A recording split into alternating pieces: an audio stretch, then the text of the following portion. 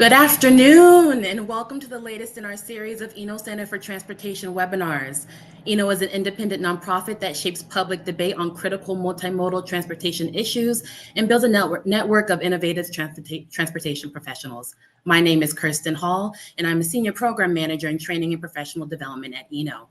Today, we'll be discussing inclusive transportation, a manifesto for repairing divided communities with Veronica Davis. Veronica is the Director of Transportation and Drainage Operations for the City of Houston, where she leads the team responsible for maintaining and improving the infrastructure that spans Houston's 671 square miles. With nearly 20 years of experience in engineering and transportation planning, she is likewise an entrepreneur and civil engineer, co-founding Inspire Green LLC. Feel free to enter questions in the box on the side of your screen at any time, and we will get to as many as possible during the Q&A. While we don't expect any tech issues, we found that refreshing your browser can help any minor issues that come up for individual users. Eno is happy to offer our webinar series free of charge. If you enjoy our webinars and are interested in supporting Eno's work, you can check out the link in the chat box to donate or become a member. You can also find a recording of the webinar on our website, enotrends.org. The recording will also be emailed to all registrants. And with that, take it away, Veronica. Hey, good afternoon, everyone, and good morning to our people on the West Coast. My name is Veronica Davis, and here to talk about inclusive transportation. My personal social media and website are listed on this main cover. I do apologize. I am having tech issues, but like always, we improvise, adapt, and overcome. Next slide. So my disclaimer, as mentioned in my bio, I am the Director of Transportation and Drainage Operations, and I would like to keep that job. So the views today during my lunch break very clearly represent myself, and I am not speaking on behalf of the City of Houston. Next slide. So just a big overview, as you all know, I've been working on I wrote this book called Inclusive Transportation, and really the genesis was from 2018 when I was speaking at a conference and I met the person who eventually became my content editor. And it was putting a lot of the things that I've talked about at other keynotes, things that I've worked on, but putting them and formalizing them in a book. And so it is available on Island Press. And I know that I believe there's a discount code for it. But just an overview of the table of contents. So the foreword is by Tamika Butler. And for those of you that have been in this space, you may have come across Tamika and her views. And so I consider Tamika part of my heart and brain trust. And so I'm really honored for her to set the framework. In the preface, I talk a little bit about what was going on with me, because I started writing this in 2018, and that's when I, came up with the outline for the book. And then 2020 happened, which was COVID and everything around, racial justice, particularly with policing was part of the big conversation for 2020. And so I had to shift, some of, what was going on, or some of what I was saying in my book, and some of it was even more relevant or more apparent. And then in the introduction, I talk about the state of the transportation industry, where we are, the good, the bad, even as we introduce technology, how if we are still using the same foundation of our transportation network, technology continues forward with the different inequities that we currently already have. And then I get into the 6 main chapters. And so each chapter, if you hadn't had a chance to read the book, is really set up to provide a thought that I have, or a different manifesto that I have, provide some case studies of whether it's projects that I worked on or things that I've experienced, and then at the end of each chapter, I give you as the reader an opportunity to reflect on certain things, whether that be in chapter 1, your transportation story. What does it actually mean to you? Why do you move the way you move? Why do you make the decisions that you make? Why do you live where you live? And all of those things are decisions, and it's not a value judgment. We all make decisions for different reasons. But why are you making the decisions that you are making, and just having people explore that. Looking at equity is more than a baseball graphic. Again, I give opportunities for reflection of how are you defining equity, and it may change based on the project, based on what you're working on, but really thinking about what does it truly mean. Should there be a war on cars? Don't really answer it. But really just the bigger picture of how are we designing our transportation systems and how are we meeting the needs of all of our citizens. Chapter 4, which everyone, if you've heard me talk before, you know this was one of my favorite chapters to write, Power, Influence, and the Complexity of People. And I'll talk a little bit about this one this afternoon. In Chapter 5, I bring it all together to talk about engagement and the technical processes, and then ending with Chapter 6, which is the call to action. So in the next slide, if you've probably heard me talk before, but I will walk through this again. This is a 1960 map of the planned I-10 Expressway through East Baton Rouge, Louisiana. And this is where my family is from. And the map is a little bit faded, but essentially what you see is what many of us on the transportation planning side are the bubble diagrams where, hey, this is where this thing could go. And so this was the bubble diagram for I-10, now that goes from Florida to California, but this was the portion again through East Baton Rouge. So on the next slide, I have an arrow pointing to a parcel. So on the front part of that parcel was my great-grandmother's house, and on the back part of the parcel was my grandmother's house, which was also my mother's childhood home. My mother lived in that house up until she graduated high school, when my grandparents were relocated in order to build the highway, and my great-grandmother was never relocated. So as a child, even at 8 and 9 years old, I can't remember the specific year, but I know I was pretty young, I visited my grandmother's house that was under the highway overpass. Eventually, my family sold that property and then moved my great-grandmother in with my grandparents. But I say this story is we talk about all these things as we talk about divided communities. There are many people alive today who remember this. My mother is very much alive.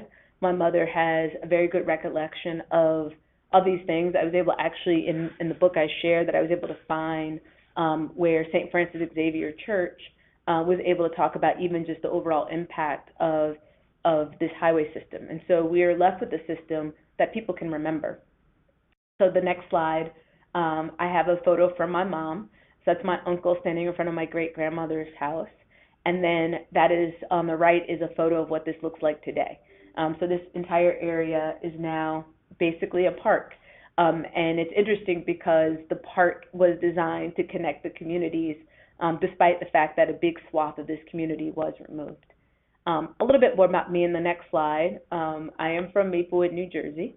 My mom and my dad both worked in New York City, so they commuted by train. But largely, my entire life, I walked. The only reason why I didn't walk to elementary school from kindergarten through second grade is we had a busing system, so that we had make sure we had a good mix and diversity of school. But outside of that, third through fifth grade, middle school, I walked to school. This was a very walkable town. We always had very strict in our little downtown area. I am not aware of any time in my life that there was ever even a fender bender through our downtown area, just because there was a recognition that people are here and people are going to cross the street, maybe not in the crosswalk, and so let's make sure that we are always slowing down and being mindful of that. So that does formulate a lot of who I am and how I grew up. Next slide. So as mentioned, I am the co-founder of Black Women Bike, and ironically, I'm not a huge cyclist. How I came into biking is around this time is when I started my own company, and I was just looking for ways to cut expenses, because whenever you start a company, money doesn't just flow in the door. It takes time, and so my lifestyle had changed, and I actually started biking to reduce my overall costs, and eventually getting rid of my car because I just couldn't afford to maintain it as I was starting my company. And so with that, ended up unintentionally founding a Black Women Bike. And it started off as 3 founders, and we were just talking about it on social media, and it has since grown. We have over thousands of women who are in the Facebook group even today. We have many of the leaders, and for whatever reason, we trended a little bit older. So even at the time I was in my 30s, Most of our members were in their late 50s, early 60s, those young retirees that were under the older retirement systems, who wanted to stay active but also reduce their cost of living. So for many of it, that's who we attracted, and that's actually who is leading the organization today. Many of these, we are still going strong, teaching women to bike, whether it is for fun, for exercise, for transportation, just giving them a different alternative and teaching them to use a bike however they want to use a bike. So next slide. Fun photo. This is a photo of my cousin and myself when we were younger. This is when I was a little bit more of a reckless driver, and I may or may not have hit my cousin, but I have since changed from there. And then next slide. This is a photo of some of my crews. As mentioned, I am the Director of Transportation and Drainage Operations for the City of Houston. I oversee 900 people, and with that comes a lot of responsibility. Moving from, originally when I started my book, I was an influencer to the decision maker. So moving from this kind of outside role as an advisor, as a consultant to many decision makers, to actually moving to the decision maker, I definitely have a different perspective on things, particularly as people and my colleagues around the nation that sit in this seat, the different things that we have to balance every time we have to make a decision. But what's also key about being in these positions, it's the opportunity to make good decisions, the right decisions, and attempt to move these things forward. Next slide. And I'm sorry if we can skip one more slide. So getting into chapter 4, power, influence, and the complexity of people. And this is where I really want to hone in a little bit, particularly as we're on this E&O webinar. We know E&O is really about that leadership development. And so these are the things that, for those of you listening that want to move into these leadership positions, it's the things that we have to consider. And the reason why I call it power, influence, and the complexity of people, it really gets down to how decisions are made, who has influence over different decision makers. And it's going to shift. It's never going to be the same thing every time. So next slide. Part of this, and I cite in my book a paper that I had an opportunity to co-author with a few others on power and privilege. And so we developed just a definition of power and privilege. And power is defined as the ability to direct laws, policies, and investments that shape people's lives. And privilege is the accumulation of benefits of special rights. And I know sometimes we can feel like we don't have power or we don't have privilege, but we do. We all have different types of power and privilege, but even to be able to, on our lunch break, sit on this call and have these conversations, that is a certain level of power and privilege that many of us have. So in the next slide, in the book, I talk about 4 key stakeholders. I talk about people in power, champions, naysayers, and then the silently suffering. So the people in power, those are the obvious people, depending on the jurisdiction, it could be your elected officials, it could be a city manager, your people who are over your departments of transportation have certain levels of power. But those are the people in power, people who are empowered to make decisions. Even as I sit in my seat, I'm empowered to make many decisions. There's some that I have to take to the people above me, but I am empowered to make, many of the decisions that need to be made within my group. Those are the people in power. And there are people who influence those people in power. And so, with that, there are the people who are influencing them. And so I talk about the people in power and, what is impressed upon them. And you have your champions and your naysayers. I know champions and naysayers don't like to be commingled, but they are essentially the same group of people. They are the people that whenever you have a public meeting, they are both going to show up because they are passionate about whatever the project or the idea or whatever it is. They are very passionate about it. You have naysayers. You have some that just don't want any change. You have some that have concerns and they just want their concerns addressed. You have the champions that, want the project and are going to champion it. And so that group, they change with power and influence. It's all going to depend. It depends on what the project is, where the project's located. But generally, they can range from high influence to high power, depending. But they are a group, and it's very easy because they are the group that is the most vocal, because they are the group that are going to always show up, it's very easy to focus on them. But in the corner, I have on the group, it's silently suffering, the low influence, low power. And part of it is with the silently suffering is those are largely the people who are trying to just survive the day to day. And it's not that this project isn't important to them, but it is one, either the meeting is at an inconvenient time because they're not working a traditional 9 to 5, where a 6 o'clock meeting is convenient. And so what we see with this group is often they're left out of the decision-making process or not thought of in the decision-making process. So as an example, when we look back to COVID, because of COVID and because of the stay at home, we shut down a lot of our systems. We shut down public transit systems, buses, and things of those nature because people didn't need to go, quote unquote, to work. They could work from home. But there were so many people we know that could not work from home. And I think that when we focus on essential workers, we focus the language around the doctors and the nurses who were absolutely on the front lines of the beginning of this pandemic, but we completely ignored the staff that has to clean the hospitals, the orderlies, the janitorial staff, and how were they getting to work? And many of them were left without ways to get to work because they relied on public transit that was no longer operable. And that's what I mean by the silently suffering. How are we centering them in the decisions that we make? Next slide. And this is my imperfect graphic, and this is an evolving process, but it's really about the power and influence. And so at the top, you have your elected officials. They obviously have a lot of power.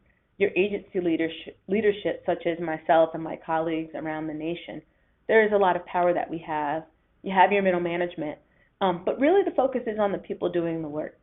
Because oftentimes, I know that you feel, when I was, a junior staffer, a junior engineer, a junior planner, you feel like you don't have a whole lot of power, but you have influence because there's just the numbers. You have influence in numbers. And so just a reminder that even as some of the concepts in my book can feel like they may be above your pay grade, and I know I say that a lot, it's above my pay grade, things that can feel above your pay grade are still within your scope, especially as you have the numbers, you have the people, you have a lot of influence. You are the ones on the front lines and often the ones directly talking to the community. So just understanding the power in that. So on the next slide, I talk about chapter 6, and that's the task ahead and where the work begins. And so I'll walk through these last 2 slides, and then I'm excited about Q&A because I hope many of you had a chance to read the book and have questions prepared for me. So in chapter 6, it's the task ahead, where the work begins. And so this was really the call to action, to understand where we are across the nation and what we are doing. So I think oftentimes we can get so focused on the one project that we can lose the bigger picture. So next slide. I walk through the different call to action. So moving quicker. One of the challenges of transportation is our projects, it takes a long time to do projects. From the time that we do a feasibility study to doing a plan, getting it through design, environmental process, and a shovel in the ground, depending on the size of the project, it could be a 7 to 10 year process. But in the meantime, we know we still have safety issues. So it's opportunities to move quicker. And I know many cities are using things like pilot projects, pylons, different types of barricades to simulate what will be eventually a longer range project, but being okay with moving quicker. And for those pilot projects, and one of the things that's really encouraging under the Biden administration with the Safe Streets for All implementation grants, and so this is important information for your communities, is that those implementation grants can be used for pilot projects. And so even the federal government recognizing we can't wait until we have the perfect project to then fund the implementation, but being able to fund the kind of imperfect project, that in-between project. So being able to move quicker. And so I hope that those funds will continue.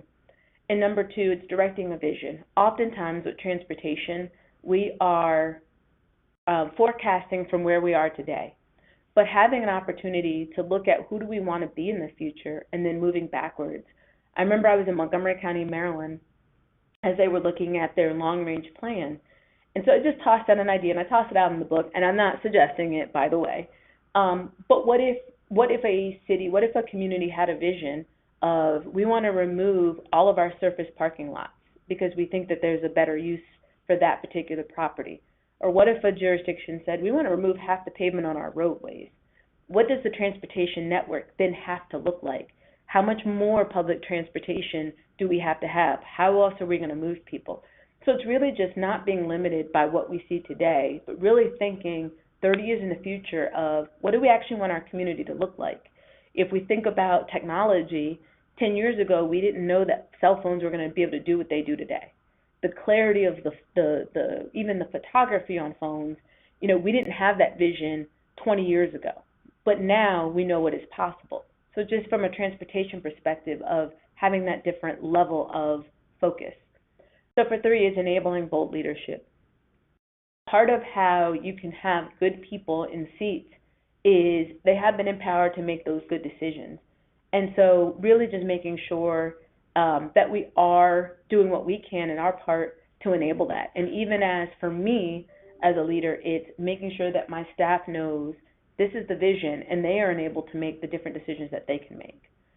Increasing diversity. I know that there has been I feel like a week-long discourse between Elon Musk and Mark Cuban around DEI. But what we do know, and there are studies on studies of the importance of diversity. And so it is about making sure we do have the diversity within our workforce that reflects the community. But also with number 5, I don't let diversity be the end-all be-all. I talk about practicing empathy. And part of that is, regardless of who you are you also able to decenter your experience and the power and privileges that you may have within your experience to center someone else's experience? And as an example, I'm a person, I am able to see, I'm able to hear, although my husband questions it sometimes. I'm able to walk and do all these things.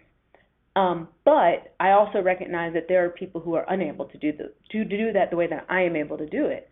So how am I entering in their world to understand beyond just what the guidelines say? I understand what the Americans with Disability Act says and recommends, but how are people navigating the world? And so part of that is listening to that discourse of the disability community.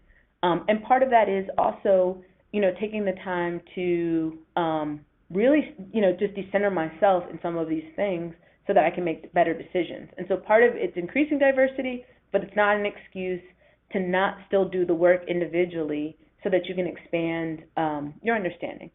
And then lastly is understanding the opposition. So I know those of us that are in the Texas cities know there was a bill introduced to reduce road diets. And so we have to understand that a lot of the tools that we have to make people safe, there are people who are actively pushing against those tools. And so it's making sure we understand what is going on, in some cases building coalitions, in some cases being ready to counteract what is being proposed so that we can ultimately have safer streets. And so my last slide, it's about creating brave spaces.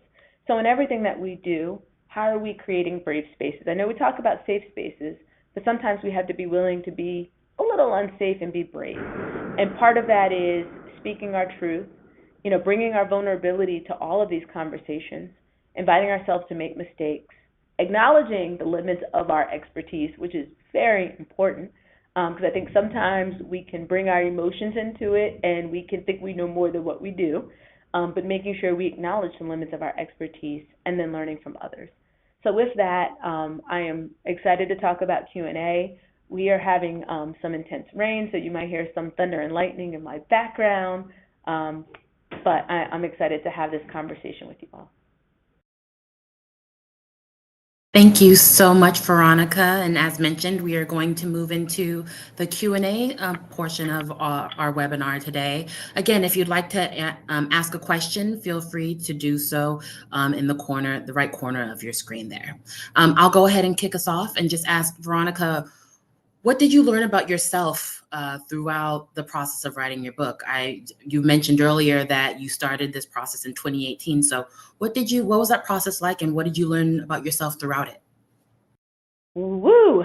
You know what? One of the things I learned about myself is regardless of all of my personal and professional experience, there is that doubt that always creeps in of, well, who am I? Who am I to write this book? Who do I think I am? What do I know? There's that doubt that creeps in, and I talk a little bit about that in the preface.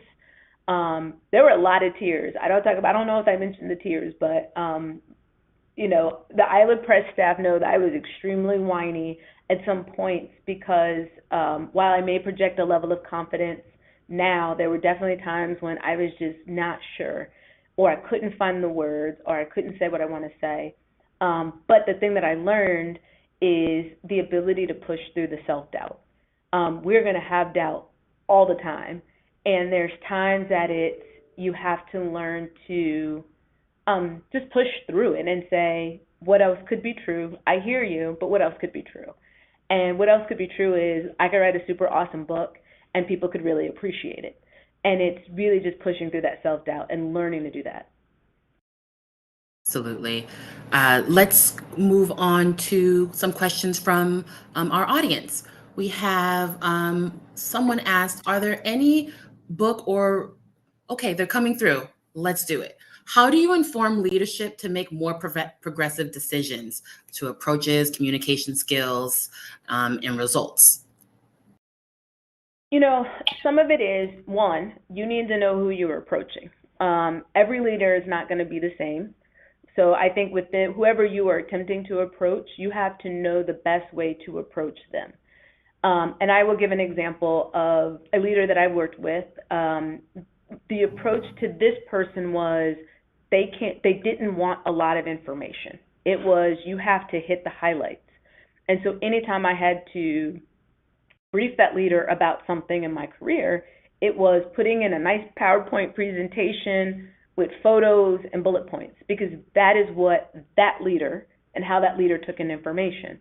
Sometimes you have leaders that are very data focused, and so then that's going to be a different presentation. So I think, one, it's sitting down with even some of your teammates of what is the ask of the leader? What is it that you want from them, and being very clear with the ask. And then what is the best way to ask that particular leader? And it can be done, and there's ways to influence even people above you, but you have to put it in a format that they're going to be able to take it and receive that information, but being specific about the ask. So you don't want to just go in and say, oh, this is a communication style. Like, what is the ask of the leader? And the ask can be as simple as, hey, what I would like is to be able to try a different type of outreach for this particular project. Here are what my thoughts are. Here's what the cost impacts are. The cost impact is that it actually will save us a little bit of money, or it will cost more. Here's the time impacts, but, mapping out what that actually looks like. Thank you. You spoke about being brave. How do we incorporate that as a matter of practice? For example, setting power with the community to include them in decision making. Part of being brave is, for me as a leader, it's my team can't be brave if they feel like they can't speak up. And so giving my team a space to present whatever they have, and there may be times that I support that, or I may ask additional questions. Very rarely do I ever overrule my team, but we'll talk through it. Let's talk through these things. So that's going to be important. But even as you talk with the community, part of that bravery is not being scared of the community.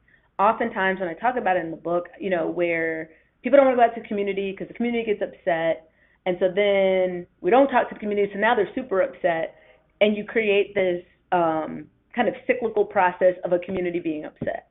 And sometimes you just have to go out there. And I, have had to coach different people that have worked with me of how do you do that? How do you stand in front of an angry mob? And part of it is you can't take it personal. They're not mad at you, right? It could be whatever that they're mad at. Sometimes it's not even a transportation issue.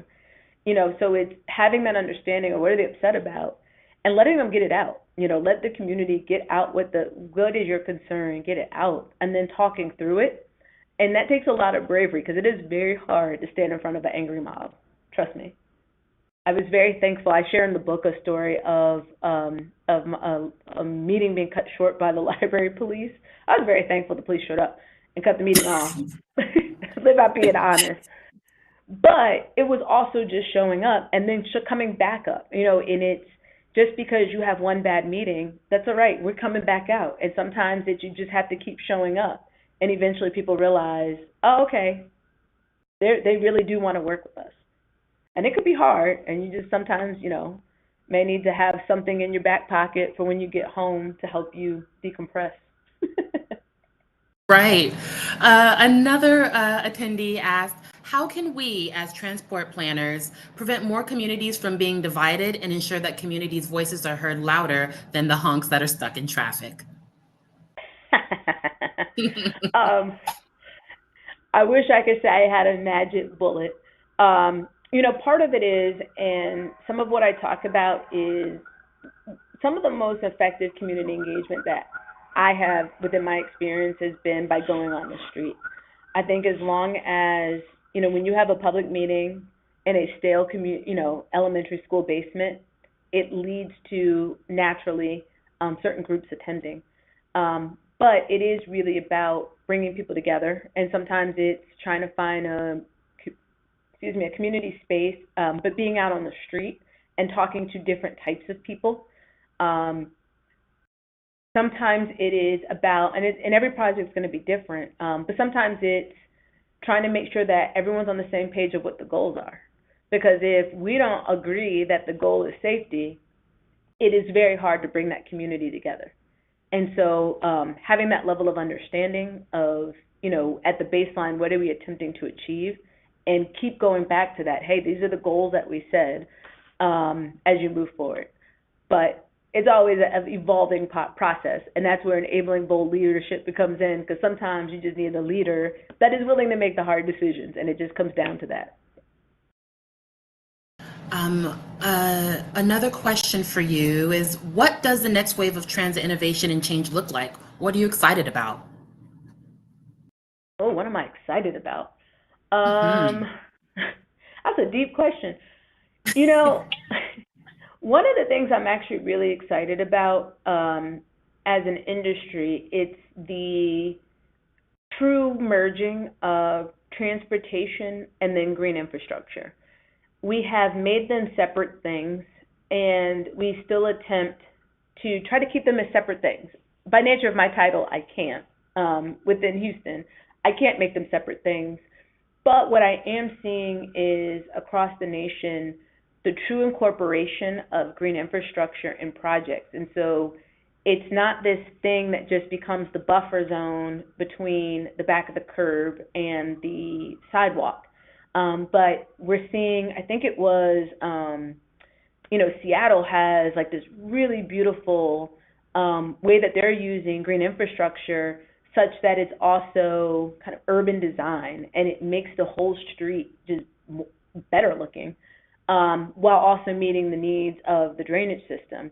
You have some cities that are using green infrastructure as the buffer between a protected bike lane and vehicles. I know it's not like a sexy technology thing, but it is exciting in that we're really trying to find ways to use the public right-of-way in a more holistic manner versus just asphalt and concrete. So I'm excited about that. I will say a little bit on the AV side. I am excited about the shuttles and what they could mean. I think that I'm slightly critical of individual cars, because then I just feel like we're just going to have individual cars that move efficiently, but we haven't necessarily fixed anything. But what is exciting about the shuttle side of it is the ability to have on-demand, kind of more, transit systems that then really get people to and from where they need. I know different cities have been doing different levels of pilots, but I think that is something that is a little bit exciting, particularly as we think about some of the more rural areas where you can then have on-demand shuttle services that are autonomous in some of those areas. This next question, I think we can all kind of relate to in some capacity. What advice do you have for young transportation planners entering the field who are excited about inclusive transportation, but may be surrounded by leadership stuck in old ways of thinking? Woo! So I'll say this. I think even for those entering into the space, part of it is you still have power within your realm of influence. And it can be very frustrating because I have been there as a young planner, as a young engineer. But you still have things that are within your span of influence and span of control. So as you are managing your project, you still have the ability to move forward more progressive ideas and work in more progressive ways. So that is one thing. And then the other, it gets to a point where you also have to decide if that is the right environment for you, if I'm being honest. There is you can attempt to change and being delicate about that change. So it's not about coming in and being self-righteous.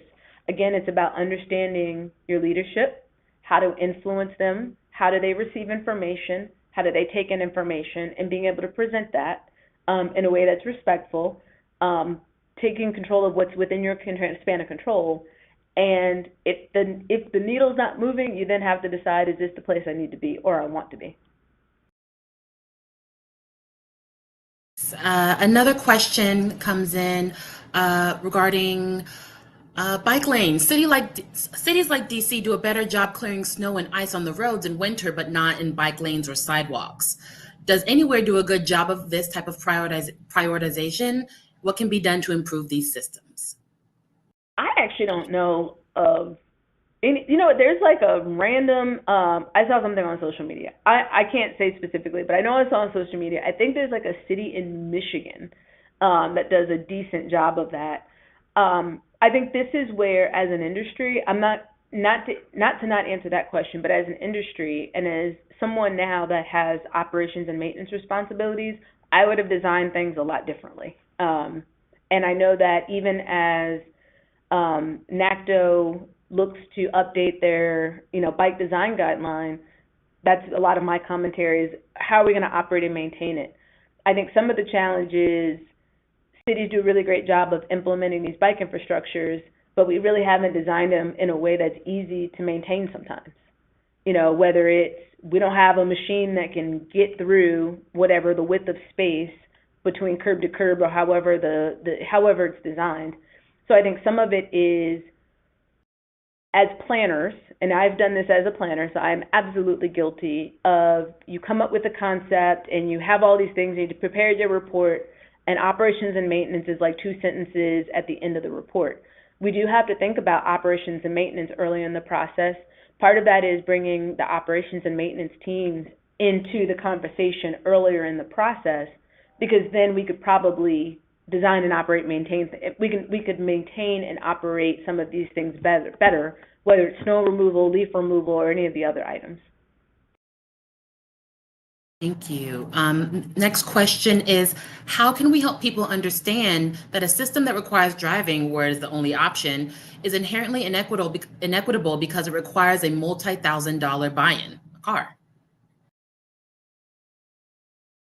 It is hard. And so how I have approached it is, I always am very clear. If you want to drive, you should be able to drive. I am never going to take away your right to drive. I think you should be able to drive. And that's why, even though I use the chapter name, Should There Be a War on Car, I don't really answer the question. Because I do. If you leave your house and every time you leave your house you want to drive, you should absolutely drive. And I'm not taking away that right or that option for you. It is strictly, I am attempting to provide options for other people, because other people want to make different decisions. Other people want to use public transit. Other people want to bike. And especially what's interesting about some of the, what I have found, some of the people who are the more hardcore, I want to drive, once you get them talking, even they will admit, and I bring up the younger generation, right now the data is showing that this younger generation, they are not getting driver's license. Like, forget about driving, driving a car or vehicles, they're not getting driver's license. I know Federal Highway tracks it year over year, and the number keeps dropping. I don't remember, and I'm sure someone could fact check it for me. I think it's getting close to 50%, like less than 50% of 25-year-olds don't have a driver's license. So I'm sure you guys can fact check it. But whatever that number is, it has been a big drop off from the 80s. And so what I have found interesting is that when I bring that up, the person who is like, no, I drive everywhere, will say, oh yeah, my kid, I can't get my kid to drive for anything. And they'll bring it up. Yep, my son, my daughter, they won't drive. And I think then it helps put in perspective of, and yes, and we are trying to give your child that has said they don't want to drive a different option. And it has been helpful. That has worked for me. Speaking of the younger generation, a participant asked, how do we engage youth to develop a new generation of transportation planners? Many students don't realize that these industries exist, these different modes of transportation industries exist. I think some of it is, for us, that those of us, it's however many 100 people are on this call, if each of us, just goes back to our own high school, or goes to our local school or local high school to just do a career day, that in and of itself is a big deal. I think that we, as an industry, we're just like this, we're this secret thing, that people don't really know about. One day someone comes and starts tearing up the road, and people don't understand how we got to this point. And so part of it is going to career days, going back and reaching out to young people to know that it is a career option, and that is something, it's a small thing to do. And also part of it is, and hopefully, I know that there is, I can't remember the book, but there is a Black woman planner who has developed an educational series about planning. I don't remember what it's called at the time, but even that of, as we give gifts to nieces and nephews and cousins and our kids, let's slide in a little book about planning. The sneaky slide. Just the sneaky slide. Yeah. I guess speaking about books, are there any books or recommendations that you recommend folks to pick up or enjoy? Well, obviously, Inclusive Transportation, a manifesto for repairing divided communities. Yes, most important. I will say this, Island Press, not just because they're my publisher, I have been really impressed with the authors that have been released and the ones that are to come. So I know Lynn Peterson, her book is People and Road. You know what? I am like terrible with remembering titles. So definitely go to Island Press, his website. There are several books that are out that are, I think, really phenomenal. So Lynn Peterson has a book out. Chris Spieloff has a book that's about transit and all those things. I know there's some exciting books that are going to be coming out that are available for pre-order. So one of those, it's about, I think it's Killed by a Traffic Engineer, and I know that sounds really dramatic, but it does talk about how the traffic engineering industry and the overall impact that the industry has had and where we are now with the level of fatalities. And then there's another one coming out from a woman who is she is low vision, and so that's going to be coming out through Island Press. So I would definitely say anything Island Press. I think they are right now killing it. There are several other authors that are going to be coming up too, where I think that they are really tackling a lot of these tough issues of our industry. Thank you for those recommendations, Veronica. And on that note, I would like to thank you for attending today's webinar. Thank you all for attending today's webinar. You can find a recording of the webinar on our website, enotrends.org. The recording will be also mailed to all registrants. And make sure to sign up for our mailing list to gain access to the free Eno Connector newsletter, webinar announcements, report releases, and more. Eno is happy to offer our webinar series free of charge. If you enjoy our webinars and are interested in supporting Eno's work, you can check out the link in the chat box to donate or become a member. And as a reminder, this webinar offers 1 AICP certification maintenance credit. On the webinar's website, you'll find instructions for how to submit this event for credits via the AICP site. The link can also be found in the chat. Thank you so much, Veronica, for joining us, and to our audience for your participation and those great questions. Make sure to sign up for our next webinar, Transportation Debt, How Much is Too Much? And that will be on February 7th. Have a great afternoon.